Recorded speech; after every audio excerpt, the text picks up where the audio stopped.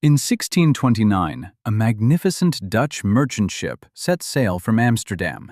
It carried gold, silver, and a chest of precious jewels. Its destination, the Spice Islands of Java. But this is not a story about treasure. This is a story about survival, about madness, about what happens when civilization is stripped away. The ship was called the Batavia, and its story is one of the most horrifying in maritime history. The Batavia was a flagship of the Dutch East India Company, a massive, heavily armed vessel. On board were 341 people, sailors, soldiers, merchants, families, and a secret cargo of silver coins worth millions today.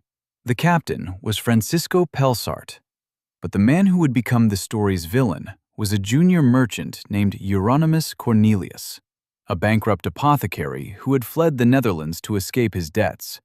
Cornelius was charming, intelligent, and secretly plotting a mutiny from the first weeks of the voyage. On June 4, 1629, after 4 months at sea, the Batavia approached the coast of Australia, a dangerous, uncharted reef system called the Houtman Abrolhos. In the middle of the night, with most passengers asleep, the ship slammed into a coral reef. Panic erupted. The ship began to break apart. Captain Pelsart lost control. He and the ship's senior officers fled in a small lifeboat, abandoning 268 people on the sinking wreck. They sailed for help, leaving behind the survivors, and leaving behind Cornelius. The survivors scrambled to 2 tiny, barren islands nearby, islands with no fresh water, no food, and no shelter. Cornelius was among them. And now, with no captain, no law, and no hope of rescue, he saw his opportunity. He gathered loyal men. They hoarded the remaining food and water. Then, the killing began. Over the next few weeks, Cornelius and his followers murdered between 110 and 125 people, men, women, and children.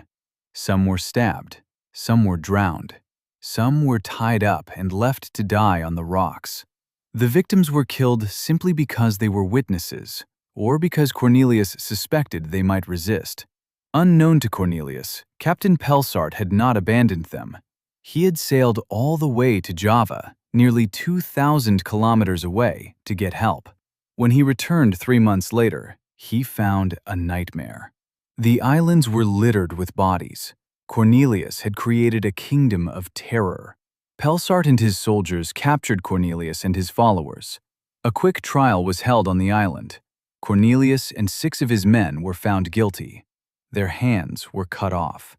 Then they were hanged. What happened on those islands is called an atrocity. Atrocity, an extremely wicked or cruel act, often one that shocks the conscience. The word comes from the Latin atrocitas, meaning cruelty or savageness. The Batavia atrocity remains one of the darkest chapters in maritime history. Say it with me. A-tros-e-t. 4 syllables, stress on the second. Example: the Batavia massacre is remembered as one of history's greatest atrocities. The Batavia story reminds us that law and civilization are fragile. Without them, ordinary people can commit terrible acts.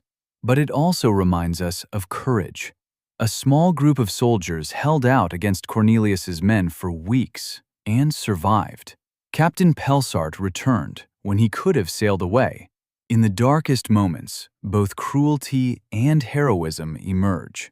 If you enjoyed this true story, subscribe for more history mysteries and beautiful English words. One story, one word, one step deeper into the past. Thanks for listening.